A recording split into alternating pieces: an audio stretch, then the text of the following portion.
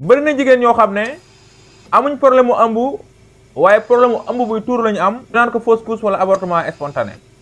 ñuy def test de grossesse ñu ne leen positif na ñu toog ab diir ci ñetti weer yi njëkk yi def échographie ñu ne leen grossesse non évolutive. in bënnul fukkul la fa nekkoon na France lu doy waar la waaye lu mën a nekk la.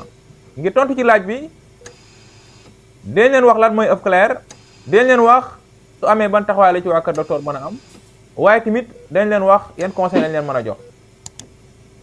œuf clair ñu naan ko grossesse non embryonnée wala ñu ne grossesse non évolutive. li muy tekki mooy sac embryonnaire mu ngi fa, maanaam sac bi nga xam ne moom moo war a def fœtus bi wala embryon bi mu nga fa waaye dara nekk fa daanaka. kon grossesse la boo xam ne jëmul kër. ban taxawaay la ci waa kër docteur mën a am mën na seel boppam wala ñu jox la ay comprimé yoo xam ne day génne sac embryonnaire bi wala ñu defal la aspiration.